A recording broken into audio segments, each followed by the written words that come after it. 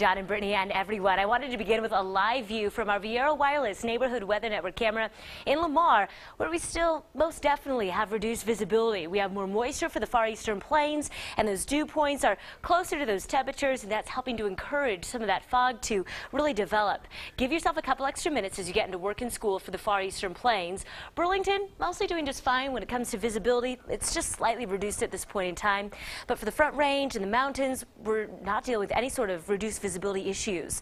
I expect this fog to clear out by mid-morning, giving way to mostly sunny skies across southern Colorado. This afternoon, we will have warm temperatures ranging in the 80s and the 90s. It will stay very dry. Wind speeds expected to range under 10 miles an hour, which should help mitigate any sort of fire danger concerns. Right now, temperatures are chilly. We're in the 40s and 50s for the lower elevations. I would grab the jacket as you step outside. We're in the 20s and 30s this morning for the mountains. Now, those temperatures over the next couple of hours will sit in some of the 50s and the 60s under mostly sunny skies. It will take a while for some of those temperatures to really warm up.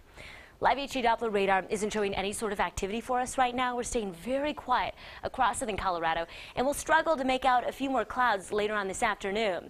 I just want to reiterate just how dry we'll stay across southern Colorado today. So I'm going to take you through your skycast. We'll pause the clock at 12:30. By this time, you see a few increasing clouds for the very southern slice of the I-25 corridor and along some of the southern mountains. That's about it. Could have just a few thin clouds developing later on this afternoon, but that's going to be about all. High temperatures today expected to soar to the 80s and 90s for the lower elevations, low to mid 90s for the southeastern plains, with 81 for Alamosa and the 60s and 70s for the mountains, where it will be a bit more pleasant. Always remember that you can access current temperatures on our app, KRDO.com. You can also check out to see our latest video forecast and My HD Doppler radar.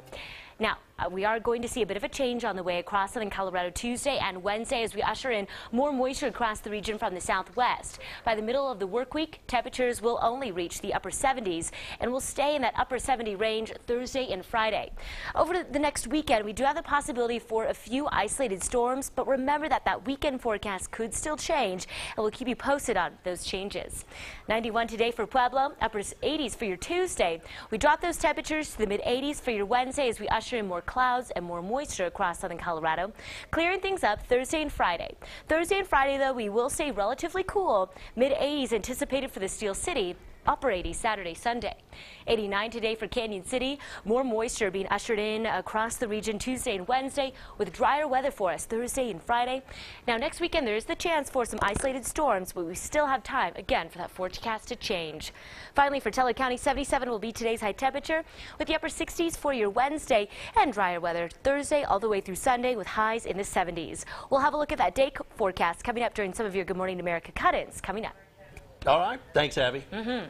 Now we're going to check in one final time this morning with Paul Richards at KRDO News Radio for your time saver.